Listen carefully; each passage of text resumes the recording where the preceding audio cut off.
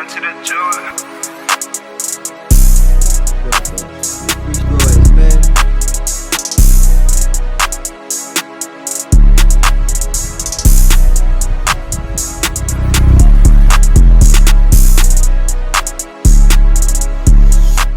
Welcome everybody to the Blood Brothers podcast. I am Enoch Maurice. I am James Akemi Jr.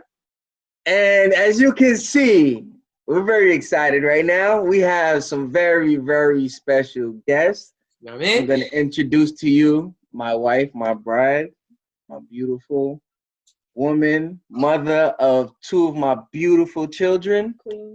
Queen, yes. This is Kayla Maurice. Say hi. Hi. Good to be on here. All right, my go.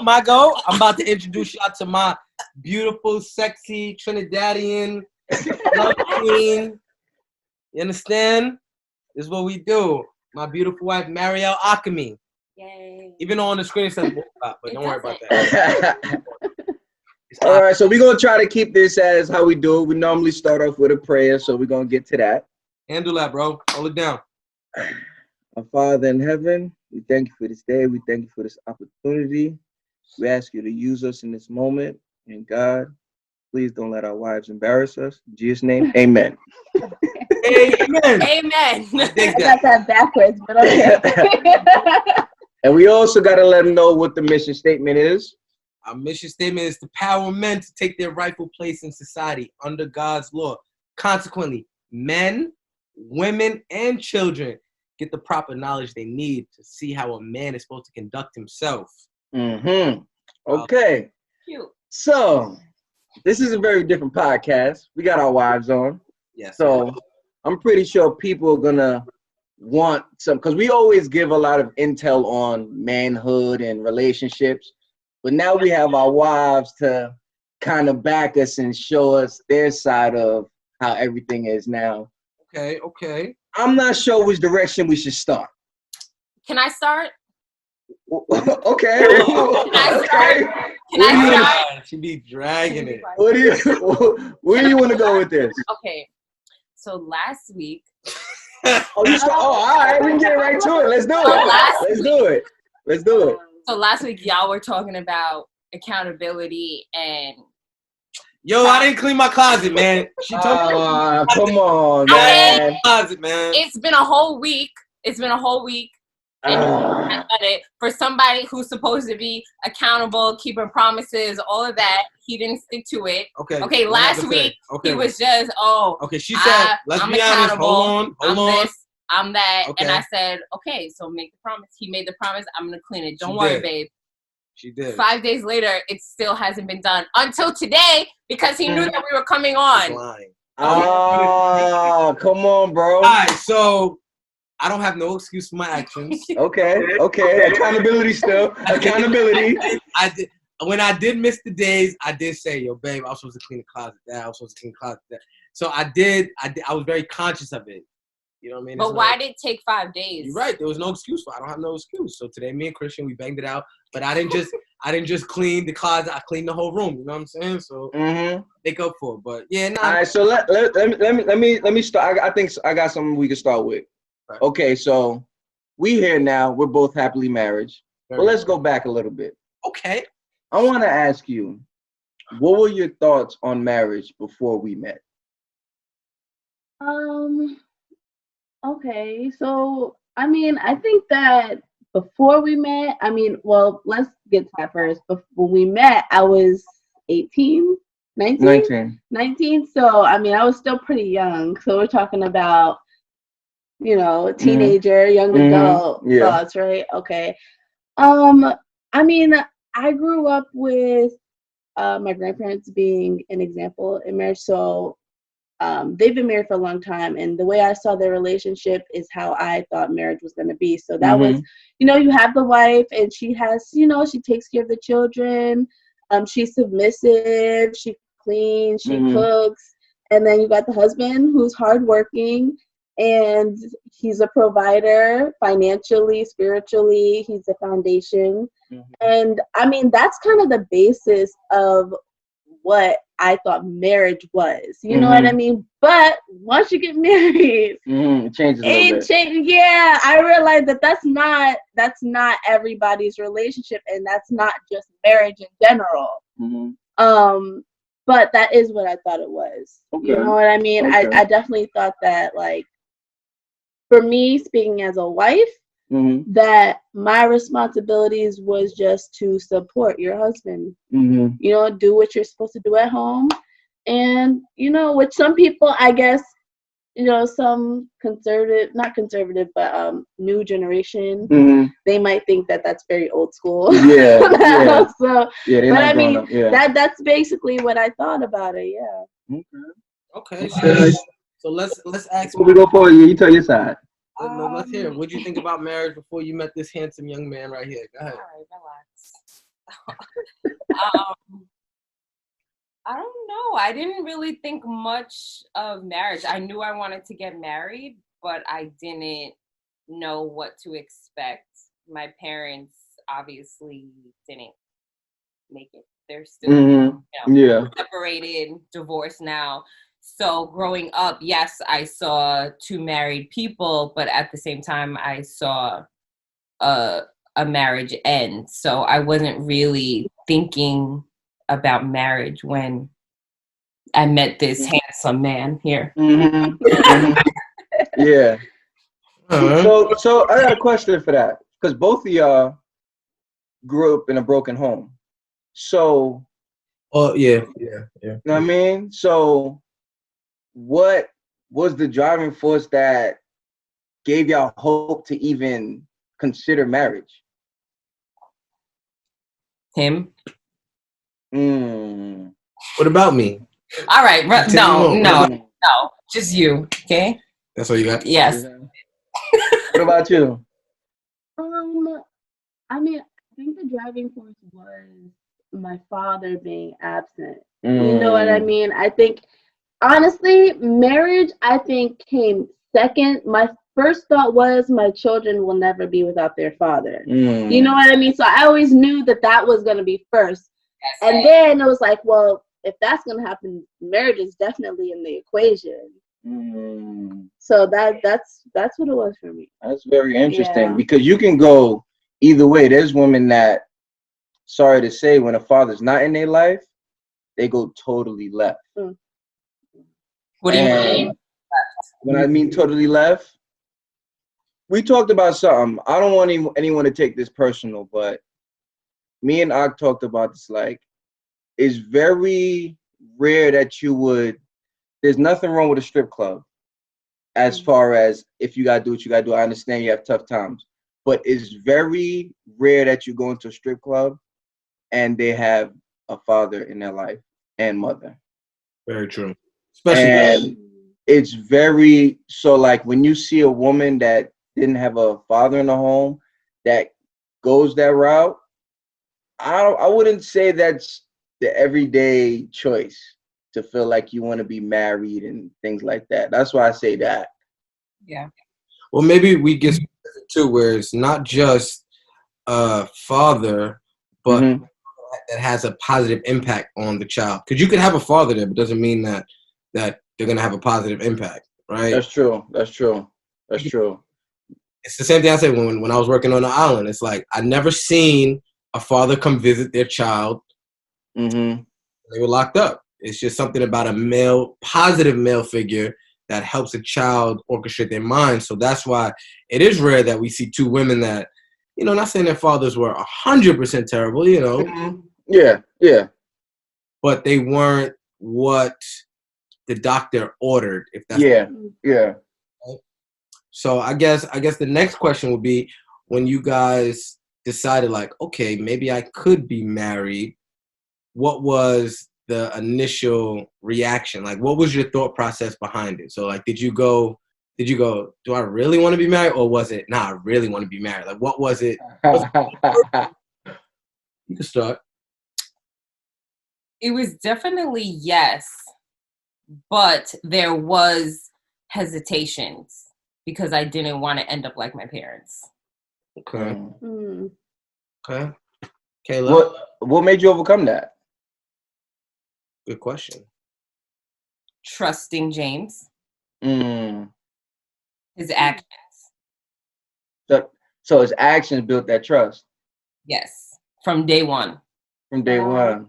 Ooh, that's a good segue. Let Kayla go, and then we're gonna segue into the day one stories. Go ahead, Kayla. What was your deciding factor when were you like yes, or you was like I don't know if I want to do this with this guy? You're saying like specifically with Enoch? Yeah. I mean, I think it's like the same answer, which is weird because you guys are truly like the same person. It's so it's really weird. Like you guys share this values. So it's like it's the same answer. Like, I mean, honestly though, like the one thing was we never had any problems. I mean, it was almost like unbelievable how perfect it was. I don't want to say it was perfect. Yeah, we got to get into that too. Because people will say, "Oh, nothing's perfect," but I mean, like it was perfect. Yes. Up until not even like we didn't get into our first argument until like And I still wouldn't even say we got into an argument. Yeah, and we used to, you know what I mean? And like, disagreements, man. I think that was probably the biggest thing. Like we knew how to talk to each other, and I felt like once I realized we can communicate and we can go through things together and be by each other's side, I was like, okay, like this is it. Like he shows me this and I've shown him that. Now there's nothing else to say. Do that. All right, so I guess we can get into how we met our significant spouses. Do y'all want to go first? Let them go first. Y'all go first. Oh man. Obviously, our stories have a little contradicting energy. Oh yeah, definitely. Don't worry, we got proof today. No. Well, our story is very extensive, but I'm gonna try to give the compressed version. Yeah, I got 5 minutes on the clock. Go ahead. Yeah. I'll try to compress it. Okay. So I met her once. She met me 3 times. It sounds weird. No, it doesn't. I get it. Get me, right? So the first time I met her, to me, was the first time ever meeting her. But in years prior, we've met through her family, which we end up meeting for the first time in my eyes through my cousins. So we meet, they tell me about her. I already got out of a relationship. So I meet her, they tell me about her, I call her. I meet her, what was it, the next day after I called you? I met her the next day. She came to the house with my cousins, and then we started talking. We just hit it off. And then I was going to the gym with you, actually.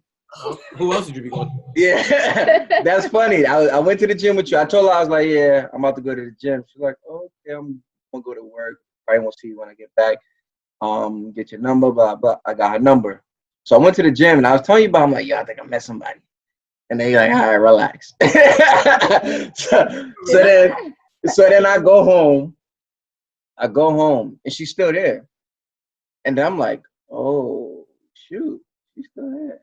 So, mind you, we texting the whole time at the gym.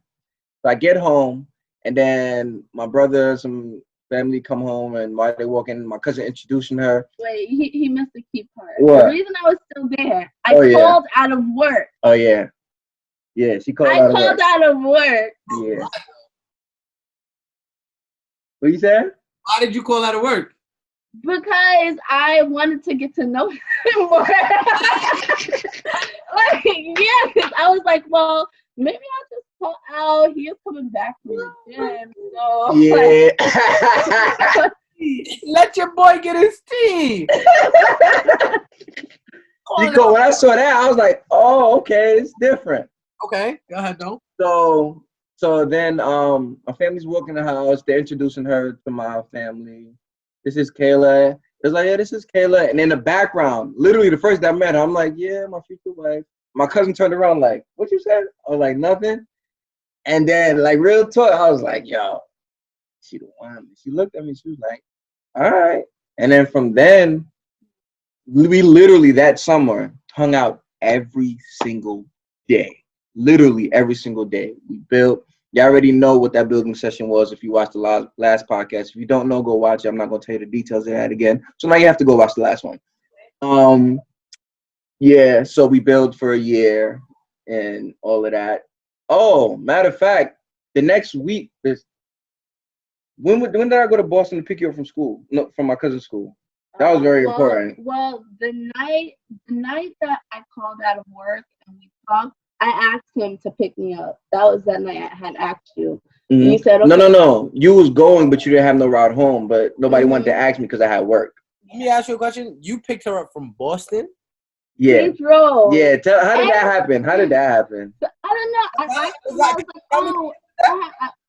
I think I told you about that. Something like you was bugging or something like that, right? Like you. Yeah. So literally, I had work. So the day I met her, 3 days later, she was going to my cousin's graduation in Boston, right? And they're like, I want to go, but I need to come back by Friday because she had to go somewhere else. And then it was like, yeah, how you gonna get home? And then my cousin was like, would you take her? I was like, work, I don't know. And then eventually, I couldn't say no. I was just like, yeah, I'll pick you up. She was like, you sure you don't have to? You got work in the morning? I was like, no, don't worry about it. So I drove to Boston 3 hours, 4 hours, picked her up. Mind you, this is the third day I know her. I'm basically the second time me meeting her because I met her that day. I was talking to her on the phone for the next 2 days, then went there, pick up. So this is my second time seeing her. I remember this. I think I do remember you telling me. Yeah. So I picked her up. Then we're driving. We're just talking the whole way. I dropped her home. I had to go. I didn't even get to sleep. I went home, changed my clothes. I had to go straight to work. And I don't regret it to this day because that probably was the best decision I ever made was because we had 4 hours to just talk. And this was the second time meeting her. But to explain the other 2 times me meeting her, when she was 14, she came to my house with my cousins. And they said I met her, but I never remembered that. And then they said another time I met her, she was with my cousin. And they said, you know Kayla? I was like, nah. The second time I met her, they asked me if I knew her. I was like, nah, I don't know her. They was like, oh, yeah, this Kayla. I'm like, all right, cool. And then the third time I met her, that was when, like, it was like I had blinders on the first 2 times. And I honestly believe, like, God did that purposely because I wasn't ready to meet her at those times. Because if I would have met her at those times, I would have ruined it. You know what I'm saying? So the third time I met her, I feel like God was like, yo, all right now, you can either blow it or do what you got to do. And that time I knew I had to, because I'm be honest, before I met her, I got a relationship and I was like, yo, it's about to be summertime. I'm about to be lit. I was like, I've been being faithful. I've been doing the right thing. It didn't work out. I'm about to be out here in these streets. Then she came and I was like, nowhere. Yeah. I was like, yeah. And then I was like, all right, I got to start cutting off these girls, you know. And I eventually just picked her. All right. Well, can I just throw one part in there? Do you remember when you told me at the gym, like, yo, I think I'm gonna make her my girl. Yo, I think I could marry her. And me and Josh was like, yeah. Yeah, I remember that. I was like, yeah. Yeah. You were right. All right. Good job. All right, so you want to tell a story? Right, let's get into this complicated story. Listen, you can tell the story. I won't say nothing. I'll let you go with your point. Go ahead. No, you. All right, fine. I'll tell you. I'm just going to correct it when need to be, but go ahead. All right, so first of all, we met when we was 15. I was riding my mongoose. I mean, past her crib. She had a basketball hoop. I'm like, oh, she got a basketball hoop. I'm like, yo, can I shoot? She was mad cool. I'm like, all right, cool. So, of course, me and the homies, we like, all right, another one on the chopping block. Yeah, we like, yes, sir, fresh meat. All right, so who says that? I'm just saying. So, long story short, nothing happened. Zero. She was in our world a headache because like she played games and she wasn't about that life. You understand what I'm saying? She wasn't about that life, and I was tight. But at the end of the day, I had mad shorties, so I'm like, whatever. Like she just scoot. You know what I mean? Cool. We ain't talk. We must have been like 16. We ain't talked from 16. 10 years later, babe. 10 years later. Wow. Right? I had a son. I done went through everything I had to go through. You know what I mean? I had my maturation process. My brain was on a different type of time. I'm not saying I was ready for marriage, but I was definitely ready to commit. You know, my relationship before I committed, but it wasn't because the girl was like, oh, like I wanted her that. Did it just to see if I could do it. I know that sounds. Yeah, you talked about it on the last one. Yeah, you get the last one. So whatever. So one day, me and Enoch making a video about. Can we playing around on Instagram? All right, let her go. Let's just make it clear that Enoch and I are friends. I was gonna get into that. But you gotta start with that. You gotta start with that because then it's gonna make it seem like it's not because I'm gonna get into it. Here we go. All right, so me and Enoch was making videos on Instagram, right? Playing around. You know, me and him was on some different type of time, so we was plotting, right? That's a fact. Right? Do you want to say what happened when we posted the video on Enoch's Instagram? Do you want to say what you did? Yes. All right, say what you did. I commented on my friend's post. On Enoch's post and said what? And said, oh, is that James? Just like that. Because you cannot interpret how someone writes something on Instagram. But go ahead. So boom. So she hit Enoch on the public page like, is that James? Okay, I didn't say it like that though. Okay. Hey, you said, oh my God. Is that James? Yes, you did. Thank you. Yes, you did. Yes, you did. Yes, you did. The OMG. Yes, you did. Yes, you did. Because let me tell you how we know. Hold on, let me tell you how we know. Because when you did that, okay, I'm just telling you, you did that because it might not have been like, oh my God, but it was definitely like oh shoot, like, oh, that's James. I remember him. That kind of thing. I would not say that. Okay. Let me tell you how we know. Let me tell you how we know. Enoch goes to me. We posted the video. Maybe like an hour later, he's like, yo. He's like, you know Marielle? I'm like, I only know one Marielle, and I knew her when I was a kid, like 15. He's like, yeah, she was just asking about you. And I'm like, she asked about me? I'm like, so I did the replay. I did the replay in my head, like, yeah, she was a headache, but I still wanted that. You know what I'm saying? You just see her gram real quick. So I slid up on her gram, seeing what it was. I'm like, ooh, I want this. End of the day, in my mind, I'm like, she's probably still a headache, which obviously she was. So I'm like, all right, but here we go. We texting on the DM, right? She hits me with the wackest DM line. You don't have to go through this whole... It's okay. The wackest DM line. Oh, I don't want to text on DM no more. Here's my number. I'm like, oh, okay. You want to... Okay. Water break. Anyway, so boom. So then after that, we texting, boom. Right? She goes on this trip. But before that, let's get to that. We were supposed to meet up. She curved me 3 times. 3 times. I'm like, oh, I'm some kind of sucker. I'm like, all right, you know what? I'm not doing this. I'm a grown man. I know what I want. I'm not playing games with no little girls. If she on that type of time, she could be on that time. I'm good. I have my I was chilling. Right? So, boom. We didn't talk for the whole month of August because that was like in July. She was supposed to come to a basketball game, so to meet up, whatever.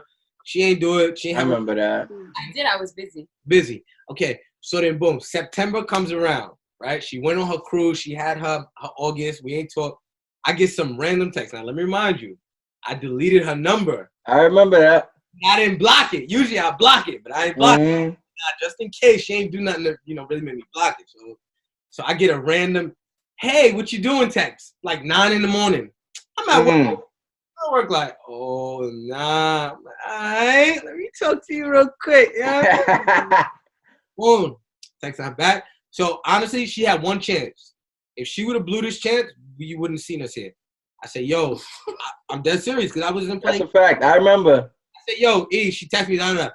I said, yo, if you don't come see me tomorrow, now let me remind you, my mom's house is right up the block from her crib. I lived in Elmont at the time. So I'm like, yo, I'm going to be at my mom's house tomorrow. Pull up.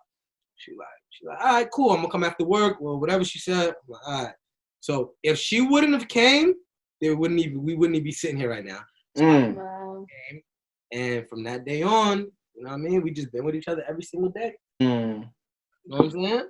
I want to talk about within relationships, right?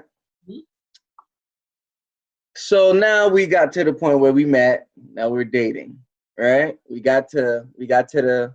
Well, we can't even get to the marriage. I want to talk about how did y'all feel, both of y'all perspective, when you saw Get Down on One Knee? What was that moment like? I want you to tell me that. Wait, when I saw you get down on one knee. Mm-hmm.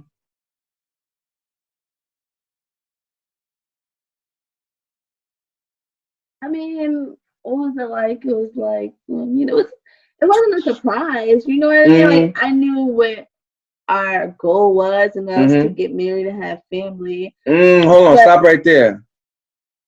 So within the relationship, you had a goal.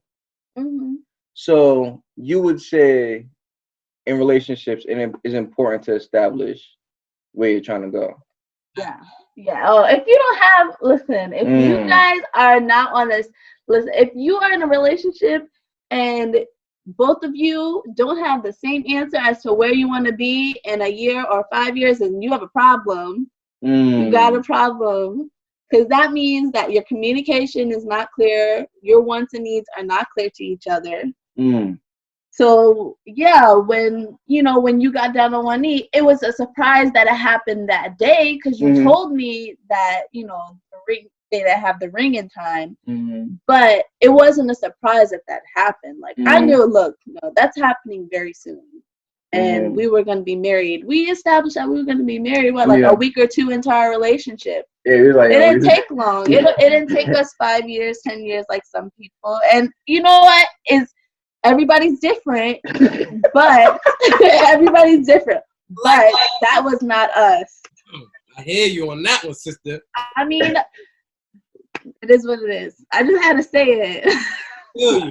All right. So, how did you feel when you see me get down on one knee? Tell the truth, too. Tell the truth. I mean, it's true. Just to piggyback off of what she said, like I wasn't surprised. I knew it was going to happen because. Prior to that, you've told me that you were going to marry me, X, Y, and Z. I think you were crazy. Yes. But that's besides the point. So when the day came, shout out to my cousin Janae, because she just gave off this type of energy that made me feel like, okay, it's about to happen that day. And surprise, surprise, it happened.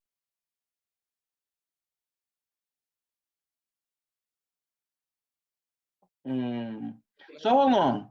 Before y'all, is it fair for women to have that expectation for men if they never established it? Like if guys never brought it up, right? Already have hit.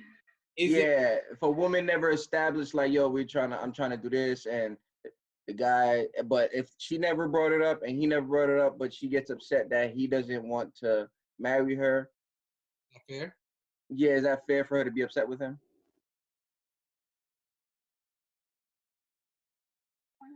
Mary, are you want Yes and no, in a way. Yes or no? Kayla? Because we talked about this in our last video. That's why I want your opinion on that. So the girl would have to, so the guy would have to establish his intentions. He never his intentions with you. He never said, yo, you're going to be my wife. So she would get Is it okay for her to get upset? No. Yeah, no. She didn't set no standards. She didn't set her expectations. Right. What do you think? He's a reader? Because he's not. At the same time, he didn't either. So I'm not going to just go off of right now. I feel like, okay, we're just going to be girlfriend and boyfriend. And okay, cool. I just wanted to establish that because I don't want people thinking we just the only ones that think like that. So. Facts. Look, about our story. So a year before we got married, I made a video of Janae was actually recording, and I was like, yo, this is going to be my wife in a year. Boom. Wow. So we already knew, like, as guys, we know what we want, and it's just some men are little boys playing as adults, and they scared to commit, which is, I guess not understandable because you're wasting the time, right? Yeah. And to speak on that too, like, I want to let people understand there's a difference between marriage and dating for a long time. Yes. True. Now, I want to make something very clear. Just because, like, we're going on 5 years this year. Just because you were dating a woman for 15 years does not mean you have more experience than us. Facts. Let me explain why. Because if you have not, because this is what happens within a marriage. If you have not lived with her, shared the same bills, take on her debt, she takes on your debt, one bank account, things like that. Because once you're married, all of that comes into play. When you're dating, it's separate accounts. I live over here, you live over there. There's no real, your debt is your debt. You got tax problems. Once you take all of that, then come talk to me and tell me like, oh no, I'm good. I've been with 15 years. Like, I don't need to marry her. It's very different than just dating. I just want to let you know that right now. There's no arguing and then you just leave. I was about to say, what do you think? What is the biggest difference between being married and dating for a long period? Yeah. What is the biggest difference? Biggest difference? Everything that he just said. Answer that. I hear that question a lot, and like, I kind of hate that question because that's like the kind of question that those people who don't believe in marriage, you know what I mean? There's, they have that opinion where, why do I need a piece of paper? Yeah. And I think the piece of paper, it matters. You know what I mean? Like, if we're talking from a spiritual, spiritual background, like, that's important in God's eye, that your marriage is legal. Also proves your commitment. Yeah, and it's a commitment under God. Like, but I will say this, if you are honoring marriage, then you would want to get married. Meaning, like, yes, we could live together, have bills, but per the Bible, you should be married. You know what I mean? Like, that's just... Yeah, if you're just playing house. Yeah, exactly, you playing house. Playing house. Just about to say that. Like, why do you think people like to play house so much and not... I got that one. I got it. Well, to piggyback on what y'all saying, first, the covenant is obviously the most important part. But why people like to play house is because they always want a way out. That's what it is. Men always want to have that in the back of my mind, like, man, I could just leave at any time. Okay, but now what if it's two people that, let's buy a house together. Now they bought a house, and now wouldn't that be their covenant? I think that's just the biggest mistake. A piece of paper. I think that's a step that shouldn't be taken until you know that that's the person you're going to be with forever, and it's proven legally. Yes. Not saying, we're just going to be together forever. No, that's not what we're saying. We're saying we're married, and now this is our step to move forward to build our legacy. That's it. We do it before. Everybody has their own opinions. Everybody has their own standards. But from, like we always say, from a biblical perspective, if you have that frame of mind, and I don't want to say biblical, because I'm going to be honest, even older Caribbean, African-American men, they are very strict on, like, nah, you need to get married. Don't be living with somebody you're not married. They don't have that type of lifestyle. So I think the new generation has this fantasy world that they live in where they pretend like, I don't have to be married, but I can do all the things that married people do. Yeah, let's just try it out and see what happens. See how it goes. And it's like, look, there's things that you're going to go through when you live with somebody that only marriage can, void the burden of it. If you're not married, you can get into severe arguments, which we're going to talk about, that your girlfriend and boyfriend relationship is not going to be able to get you through. Not at all. It's deeper. It's deeper. It's two, because remember, it's two different backgrounds coming together trying to make one. So that type of pressure, only in marriage, which is why I agree when God said, it has to be the covenant, because if you don't, I promise you, eventually you guys are going to split up. It just is what it is. You honor your covenant because at the end of the day, your covenant is to God first, and then your spouse reaps the benefit of it. That's all it is. It's not like I'm married to my wife, but I'm married to my covenant first. And then my wife is just, she gets the benefits of me being loyal to my covenant with God. That's really what it is. It's not so much of like, yes, we're married, but if I was an idiot, right, what would our marriage mean realistically? It would mean nothing. We might as well be boyfriend and girlfriend, right? Because who's holding me to my accountability? Who's holding me to standards? Who do I have to answer to? Nobody. Exactly. You know what I mean? So I have a question for y'all though. So when you guys think about arguments, right? Since we talking, we have our thing where it's like our arguments are never character, which we were talking about last week. Check the video. Character-driven arguments, which means that we don't ever have to question our partner's loyalty. We don't have to question our partner's communication to the point of where you're not going to communicate like, oh, I shut down, that type of mentality. Yeah. And whatever else comes with it. So I guess the question I have for you guys is, when you guys consider arguments, what is, I guess, the topics of your arguments, if that's the best you want to say? You can go ahead. You got this one. I would say we don't really argue per se. Okay. Like, we have disagreements, but it's rarely anything where it's serious to. It's weird because you talk to people, you know that saying like, yeah, you know, true love, you got to go through it. You gotta have a fight. Hold on. I hate that. Go ahead, though. Have y'all ever had a screaming match? Never. Oh, Never. Never. Oh, I guess, have y'all? I guess No, we haven't. But that's their personality. That's true. That's your personality. Enoch's not a yeller. Yeah. And then, and I was about to say, it's like how we argue, right? So he is more of, he's gonna say what's on his mind. You know what I mean? Obviously, he's a thinker too, so he's gonna make sure that he doesn't say it the wrong way where I'm offended.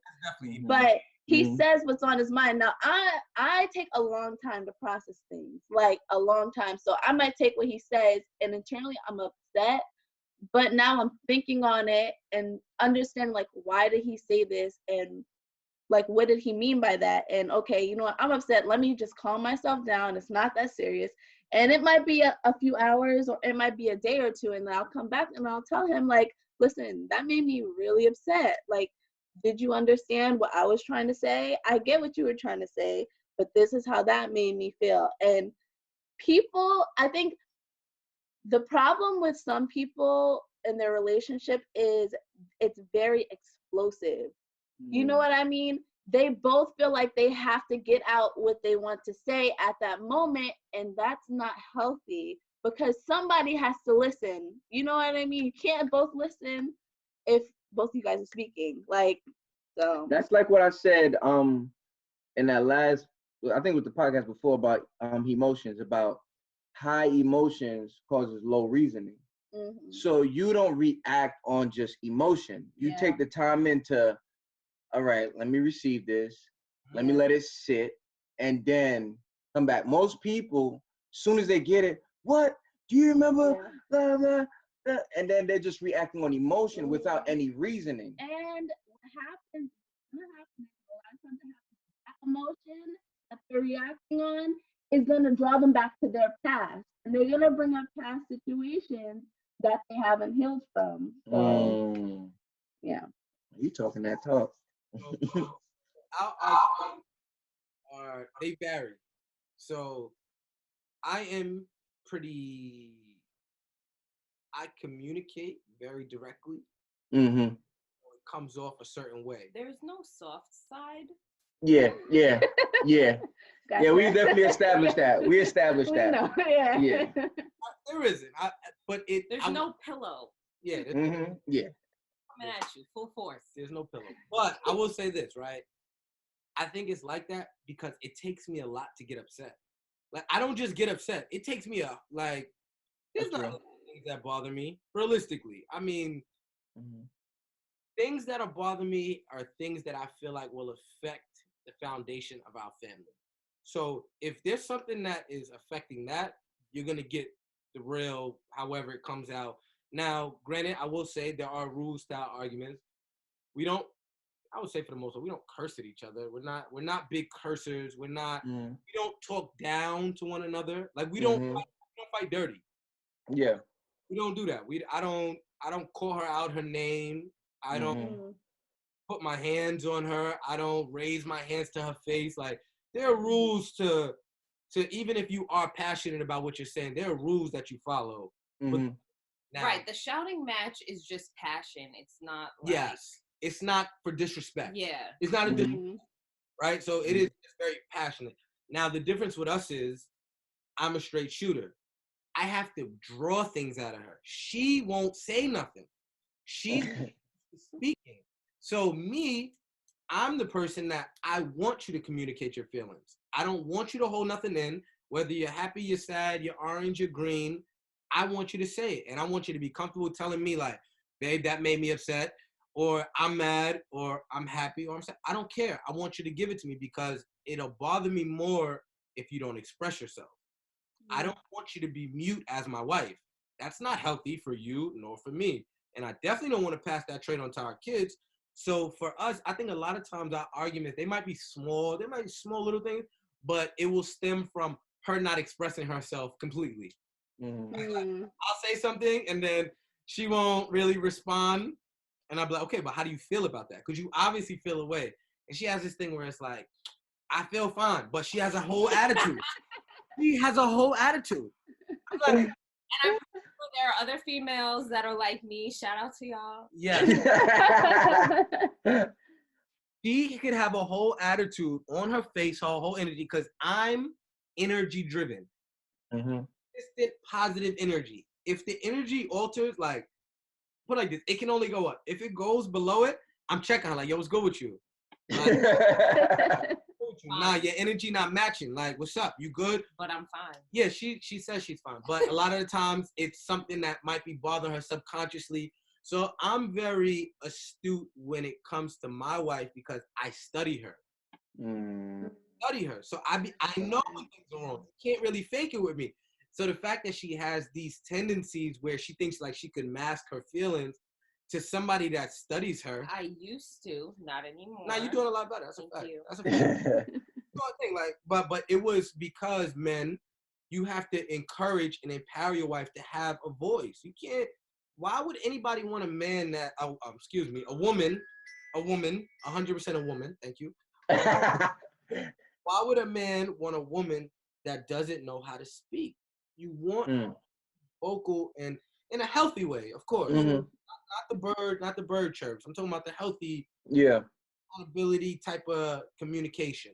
Another thing that works for us is that we say back, okay, what did you hear me say? Or interpret what. That's good. That's good. That's a good idea. It really gets you to think, okay, this is what I heard you say. Yeah, that was her thing. Yeah. She put me on that. Like, yo, you gotta ask me what the heck I'm saying, and she does say. Let me repeat it back because I'm gonna internalize it a different way than what you really are saying. Right. And you know, like anybody who's close to me, and it's very few people, but you'll know if I'm saying something, that means I probably thought about it a million times, and I either have the answer to it already, or I'm just fully invested in my feelings on it. So you're gonna get the direct truth, and then maybe when I backplay it in my head, I'm like, I wish I didn't say it like that. So I'll come to you and be like, yo, bro, I didn't mean to say it like this, or you know what I'm saying? Like, but that's me understanding who I am and knowing like who's important to me in my life.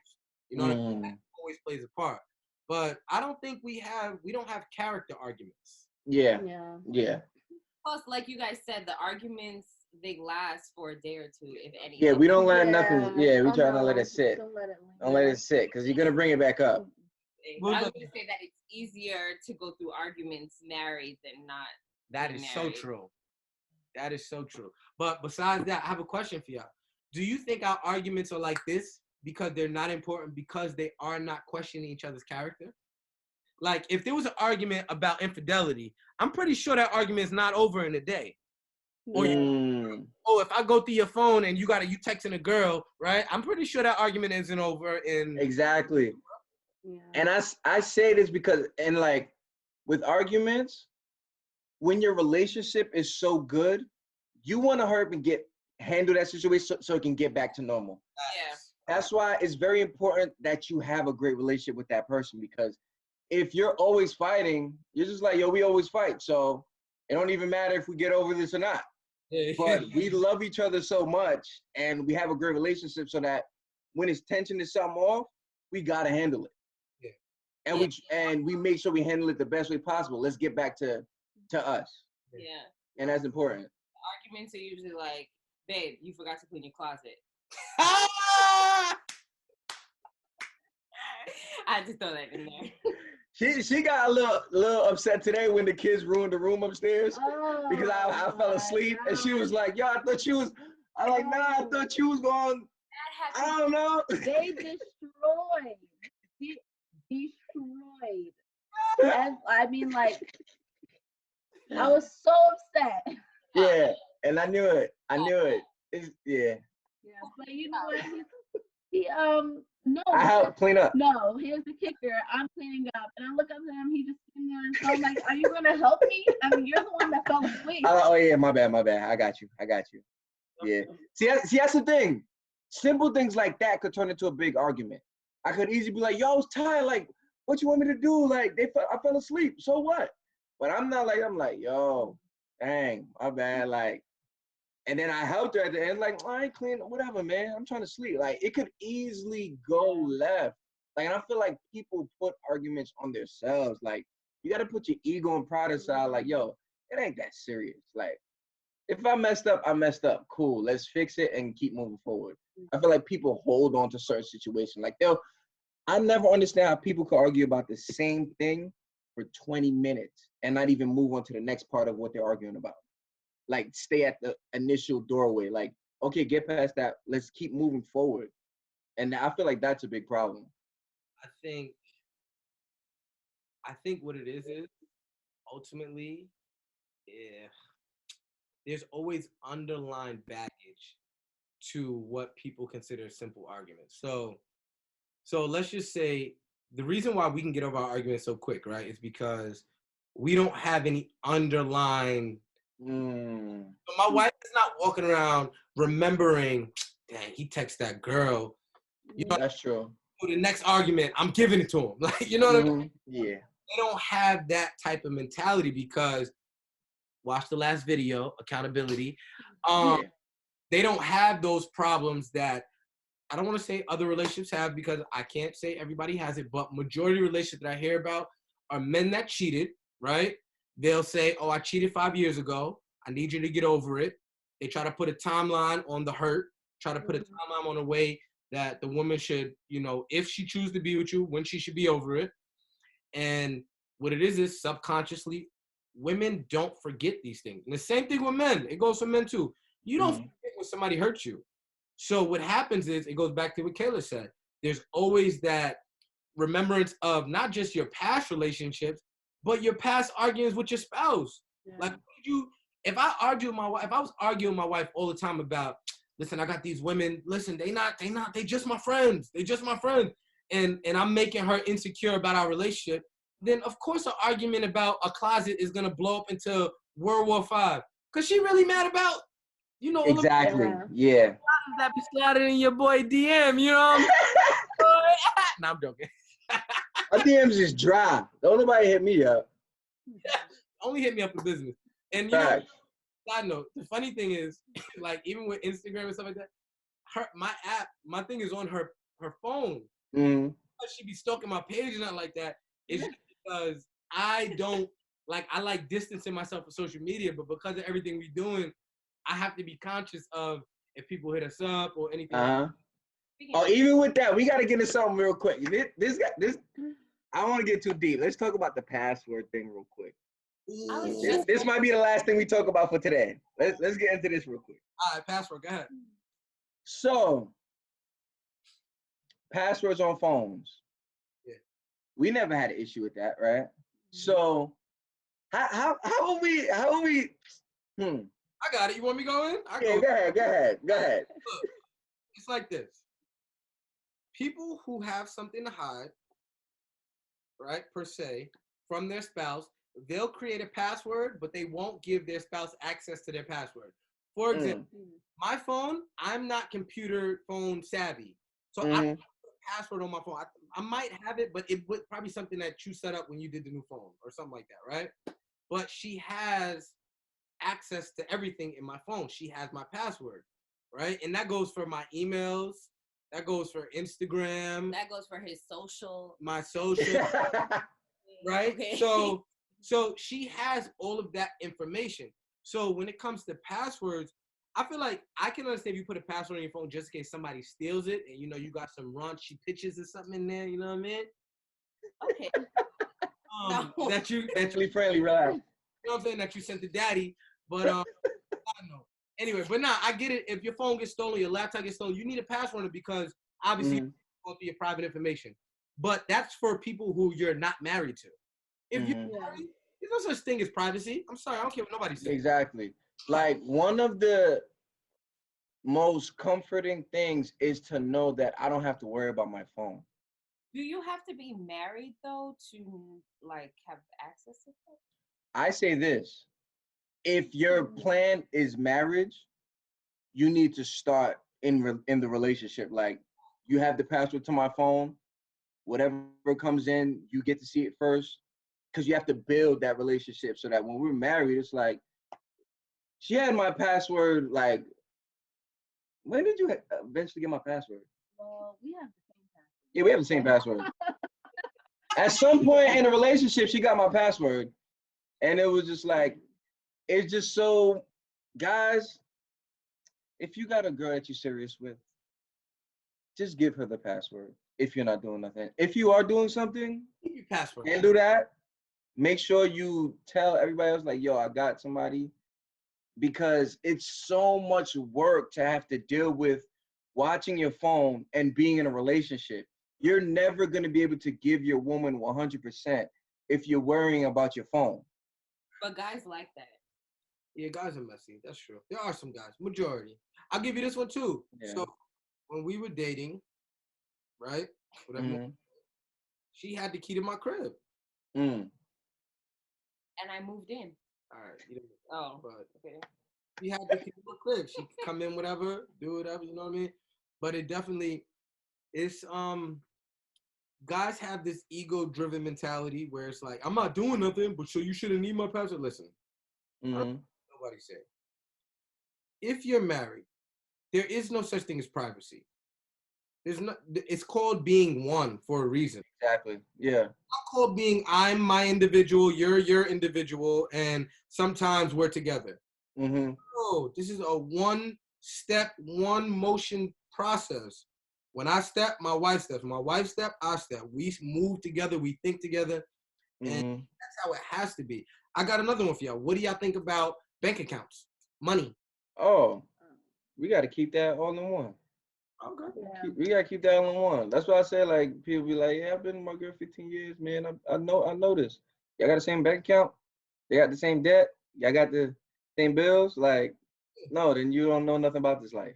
No, you're not, not built like that. Stop. What's mine is hers. What's hers is mine. Like, I'm not gonna front. I hate when I hear like, oh, she makes her money, I make my money, and you know, we whatever. It's like, nah, bro. Look, my money is her money. It's my money. I don't remember the last time we joke around, but I don't remember the last time I looked at my bank account. She might have actually showed me the other day. She said, oh, look. Before that, same thing. I don't even know the app nor the password to get into the account. And people think that's crazy. Yeah, people do think that's crazy. Yeah, she tells me when I get paid. She be like, you got paid? I'm like, for real? Oh, because you know what it is too? It goes back to living the right lifestyle, right? Because we're the men and we're setting the standard for what our women expect out of men, right? So every time we got past the point of, okay, phones, right? Now the next, divorce rate, the what is it? The leading cause. The leading cause. There we go. Thank you, babe. The leading causes. The next thing will be what? Money. Because it's money, right? We don't have the money issue either. At the end of the day, I feel like this. I'm providing for my family. However, I got to do it legally to be here for my family. Yeah. I'm going to do it. Now, I'm not about to say, tell my wife, yo, that's mine. Nah, babe. I'm doing this for us. Everything we do for us. There's no such thing as mine's and yours. So if you do have that selfish mind frame, that me mentality, then do yourself a favor, women and men, spare somebody the heartache and don't be with them. Because even if you get married with that mind frame, if that person sees us and you see that's a disaster waiting to happen too. Yeah. Now, I just want to take this from a different perspective because I think there's a perspective what you're saying, which is them being selfish and wanting their own. But now, what if there's a reason behind? Like, what if you have a spouse that spends a little too much? You know what I mean? Like, then it's like, okay, well, she's gonna spend all my money, like, or he's gonna spend all my money. Maybe I might as well have separate accounts. That's true. You know what I mean? So what about those type of people? Well, that's still a selfish mentality because why would you more money than you're taking in? Like, for example, I would never go buy myself something without buying my wife something. Right? So if a person is looking at the money like, ooh, once I pay the bills, I can't wait to spend this money, then mentally you're off. You still I need to have a conversation. You gotta understand what you're getting yourself into. I think the best way to put it is there's rules and principles to relationships. Now everybody goes about the rules and principles differently, but they don't change. So for example, like if we're saying faithfulness in our marriages, right? Now I could go out my way above and beyond to make sure, like, listen, I'm gonna be faithful no matter what, right? But what I was burdened with might not be what you was burdened with. So you have to go about it a different way. It changes the principle of faithfulness, though. So if my faithfulness was, listen, I got to make sure I don't talk to no women, I don't look at them, I'm going to do that. But yours could be porn, right? Like, I got to stay away from porn. But the principle always remains the same. It doesn't change. So I think that there's a certain rule. I think there's certain rules that a marriage follows to be successful. And everybody goes about it different ways, but it doesn't change the principle. Faithfulness is faithful. So even with that, and I think that's what people don't realize. They think, like a lot of men think, like, once I get married, I'm gonna be faithful. No, you gotta start before you get married. You gotta put in the work before so that you're ready for marriage. You can't just jump into marriage like, cause let me let y'all fellas know now. When you get married, women don't stop being attractive. That doesn't happen. It doesn't. I'm married. Dang, everybody ugly. Everybody ugly, yo. What the heck? It don't work like that. The people that you were attracted to before you got married are still gonna be attracted. You're still gonna be attracted to them. So you have to prepare yourself before marriage while you're in a relationship with that person to look at them like, okay, they're just pretty. Okay, it's cool. God made people.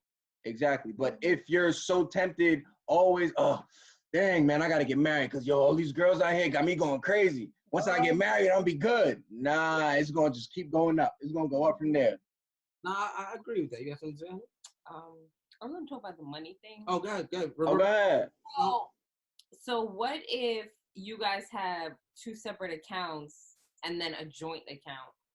I think that's fine, too. Like, instead of all the money going into one account, your income from wherever you work and then his income has a separate, I guess it's more so not, I guess it's more so not having a separate account, is having access to those separate accounts. Yeah, you know what I mean? yeah. So you have that account where your picture goes into, but he just goes into the yeah, you know what I mean? yeah.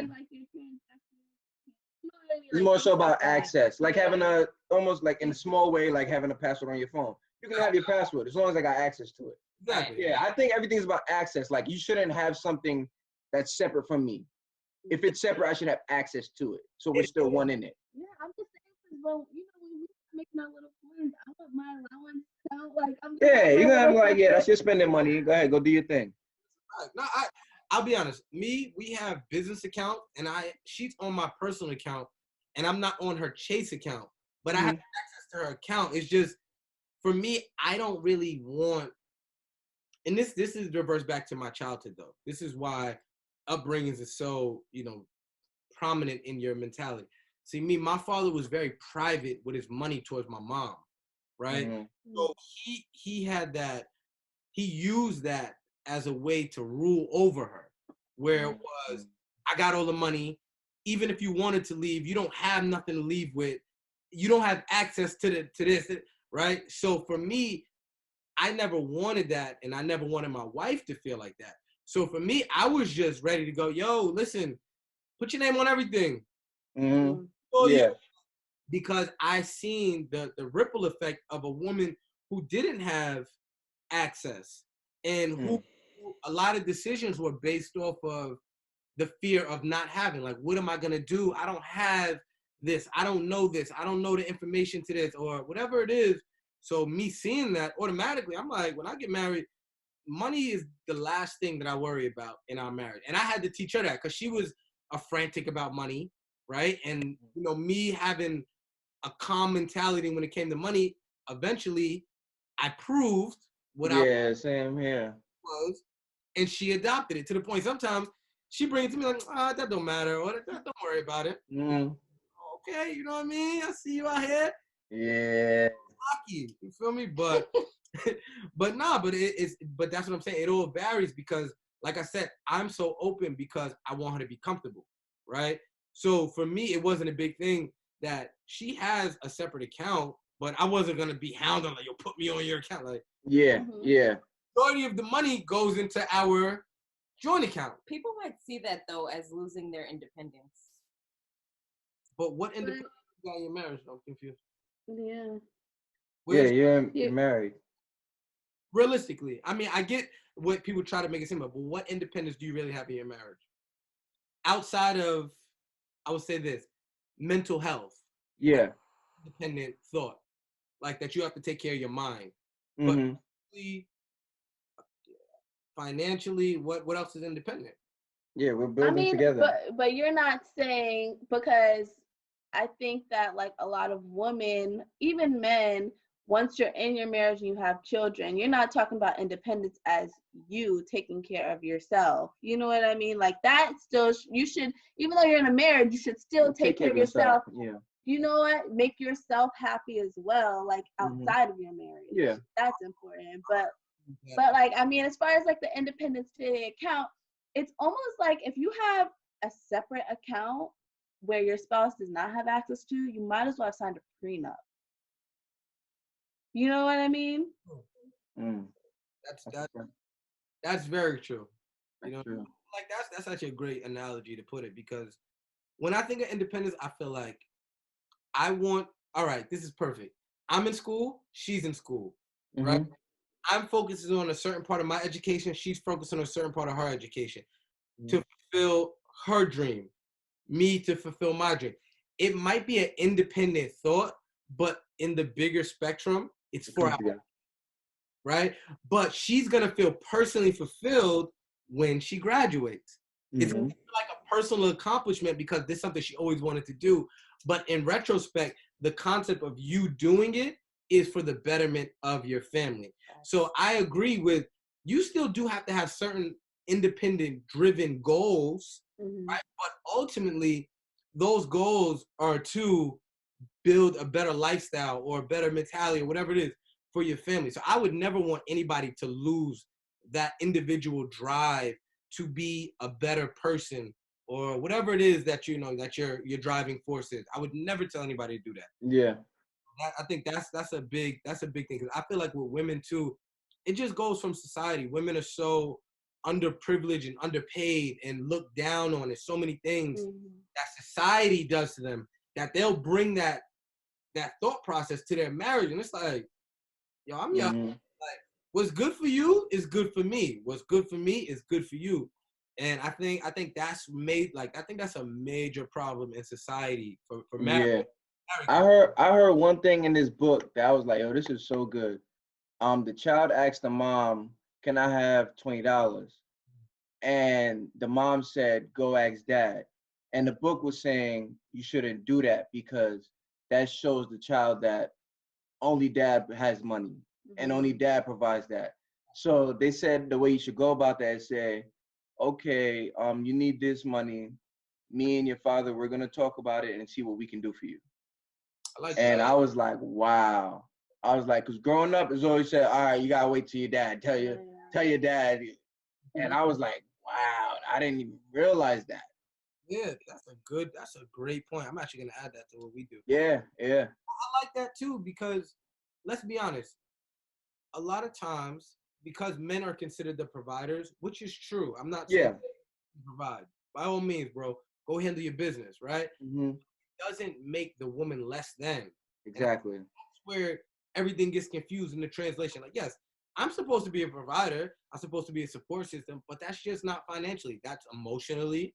That's mentally. That's if whatever you need me to be in that moment, that's what I need to be a provider. It's not always money. I mean, yes, but it's not always that. Because most of the time, think about it. Does your wife, obviously, she's going to want things, but for the most part, she needs you to be there up here so that way you can manage the household. Mm-hmm. It's not so much the money. The money will come with you living the right lifestyle. God always provides for that.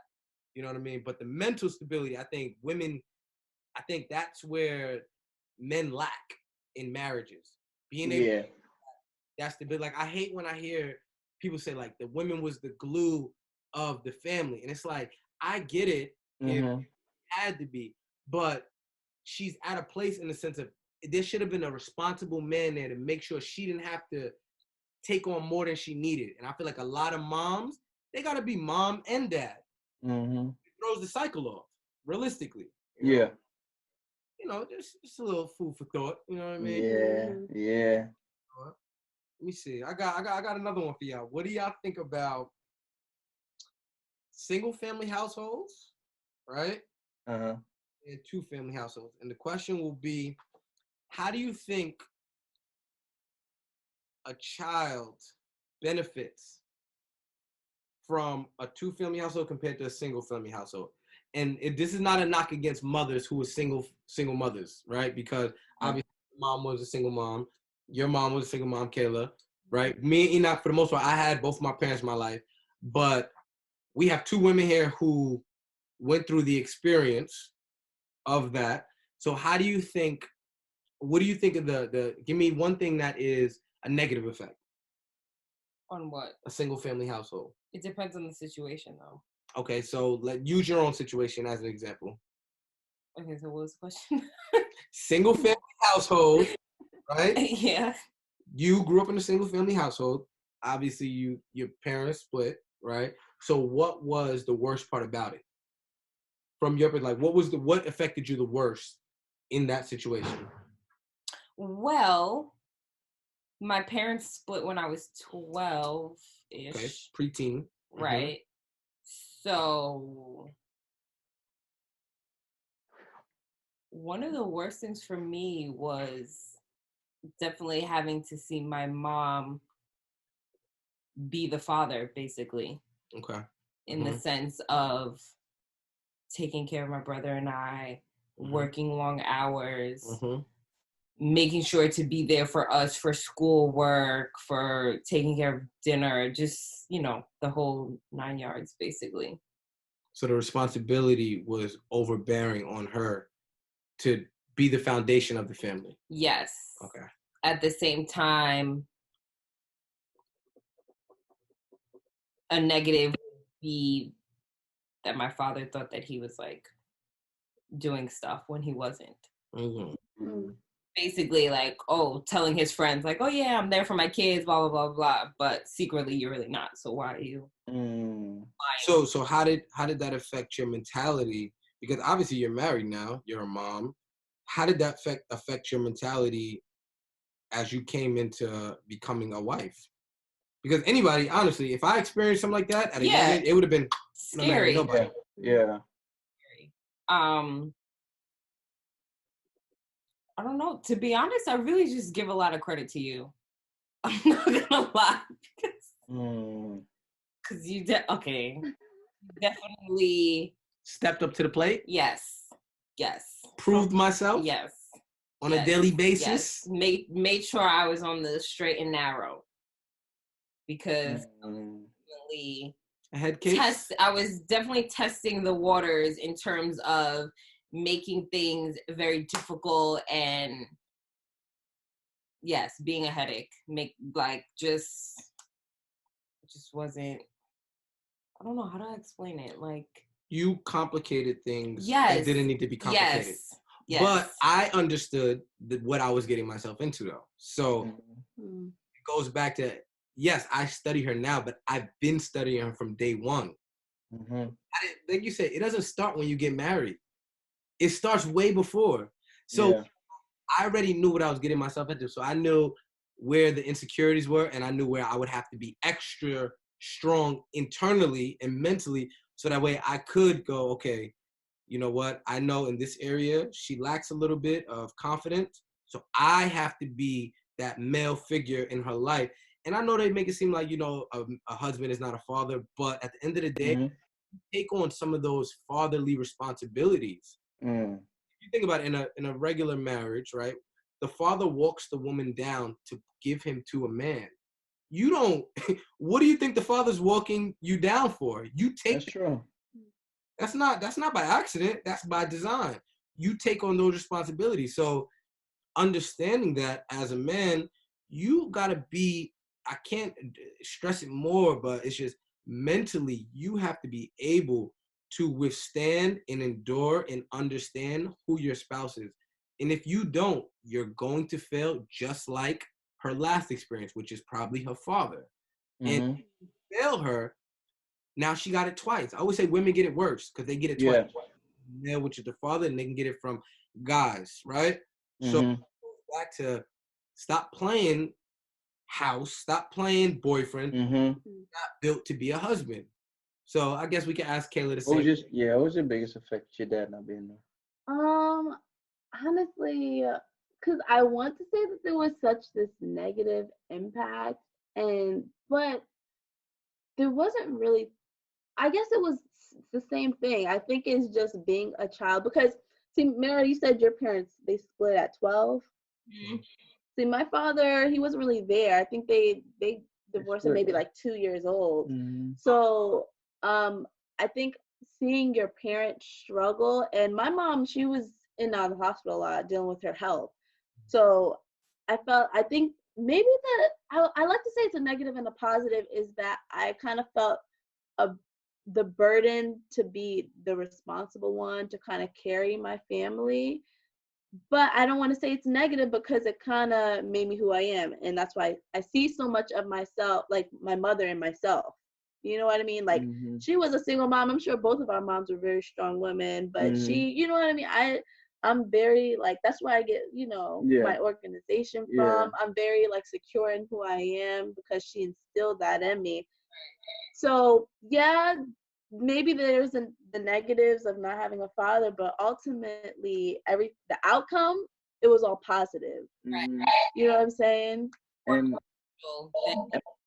I'm not saying that I can't imagine my parents together, but I feel better, secure in who I am because of what my mom taught me and instilled in me. Yeah, facts. And I'll say this, and I don't know if you want to end it on this, but this is the point of this podcast. Like, men have to understand the importance of their role, because we could have ruined these women, like really ruined them. So like, fellas, I understand you running around, you just trying to get yours, but you don't know who you're coming across. Like, these are two great wives. We could have turned them into two bitter women. You know what I'm saying? So we're not just doing this just to do it. Like, I want to be able to help a brother, like the next woman he come across, that he looks at her like, yo, potential. Yeah, she can be a wife. If she's not gonna be mine, she can be somebody else's wife. So let me treat her like she's for somebody, even if she's not gonna be the one for me. But let me not disrespect her. Let me not treat her like trash. You know, and that's the point of this. We're trying to build men up to know that you're worth more, so you should treat the woman like they're worth more. And I feel like if we can be able to do that, then that's when we'll really see a change in the divorce rate going down, We will see strong relationships. We will see more men trying to step up to the plate to be married, not treating women like they're trash. And I feel like that will make the biggest difference in the community. I like that. That was good. Shouts out to you. You wrote that down there. I didn't write that down. I was dumb. Yeah. That was good. But nah, I think what you said is 100% true. I mean, I can't help but to think of a community with married families, man, woman, kids, homes, success, no funny business. Just let's really deal with our legacy. Let's set the standards for the kids. Let's let the young ladies see responsible men. Let's let the boys understand how to be men. You know, and it's four of us right here, but we got some others, you know, and I think we're just trying to reach out to the ones who do have that same type of mentality, because I think honestly the goal has to be 300 couples. Yeah. Couples, it changes the culture of any race, any 300 faithful couples. Yeah, but principle is driven. Yeah, that's automatic. I mean, you know, we don't even talk about cheat. Like that stuff doesn't even exist in our conversations. So when we say that, we're talking about people who are dedicated to their families, dedicated to their wife, dedicated to being a father, not looking at life where it is so risky. Like I'm not taking risks that will take me away from my family. I think that's really what it comes down to. I mean, it's a great marriage is dope. I mean, it is. I love it. I love it. I wouldn't change it for the world. I mean, like, yo, I have my best friend. We hang out all the time. And I think, too, side note, we'll leave it at this. But, guys, get what you like. I say this all the time. If you want a skinny girl, get a skinny girl. Exactly. If you want a thick girl, go get a thick girl. If you want Spanish, Trinidadian, you know what I mean? Black. Whatever you like, go for that. But don't keep dipping and dabbling, and don't play with your type. Just be honest with yourself, realistically.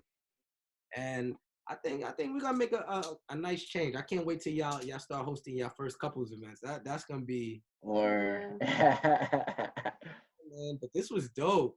Maybe y'all should come on more often. I'll be back next week.